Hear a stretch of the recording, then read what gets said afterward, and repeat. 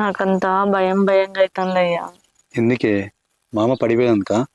ఆ అమ్మ పడిపోయింది. ఆమె ఆరోగ్యం అట్లుంది. ఇప్పుడు ఎంత లేదన్నా నెలకు ఒక 10-12 వేల రూపాయల మందులు అయితేనే అవి మనకు మనిషి లెక్కగానే పడుతుంది. అవునే. ఇప్పుడు ఎట్లనయ్యా? ఏం చేస్తావు చెప్పు? ఆ పైసలన్నీ మరి నువ్వే చూస్తావా మళ్ళీ నెల నెలకు కూడా? మరి ఇంకోటి చూపెడతా, నేను చూపెడతా.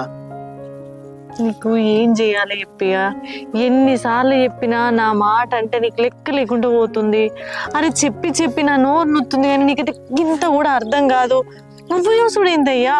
నువ్వు ఒక్కనివే పుట్టినవా?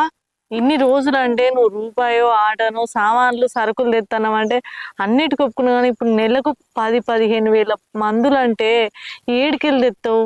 ఎందుకు ఇట్లా చెప్తున్నావయ్యా చెప్పు? నువ్వు ఒక్కనివి పుట్టలే కదా, మీ తమ్ముడు పుట్టిండు. చూసినావు మనం అప్పుడు మాట్లాడుతుంటే మీ మామతో ఏమంటాడు? అమ్మ నువ్వు నాకు చెప్పంది ఎట్లా, అడగంది అమ్మాయినా పెడుతుందా, నీ బాధ ఏదైనా ఉంటే నాకు చెప్తే నేను చూంచనా, కన్న తల్లికి సేవ చేసుకోలేనన్నా అని మాట్లాడిండు. మరి ఇప్పుడు కూడా మరి ఆయననే చెప్తే అయిపోతాయి కదా, ఆయన కూడా సగం భరిస్తాడు కదా. ఎందుకు ఇట్లా ఎత్తున్నావు? అరే ఆయనకు కూడా వాళ్ళ అమ్మ సేవ చేసుకునే పుణ్యం దక్కాలి కదా. వాళ్ళ అమ్మకు ఇప్పుడు కాకపోతే ఇంకెప్పుడు పెట్టుకుంటాడు?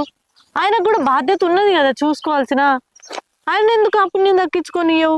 ఆయన ఎందుకు ఖర్చు పెట్టుకొనియవు? అరే మా అమ్మకు నేను సేవ చేసుకున్నా అన్న ఆత్మాభిమానం కూడా ఆయనకు ఉంటది కదా.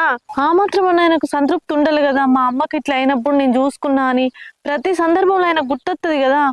ఏది నేనే చూసుకోవాలి, ఏదికి నేనే అది కావాలని నువ్వెందుకు అన్నైతానో చెప్పు? సరేనే, ఇప్పుడు నువ్వు చెప్పే కట్టే అనిపిస్తుంది, కానీ ఇప్పుడు వాళ్ళకి ఎట్లా చెప్పని, ఏమనుకుంటారేమో.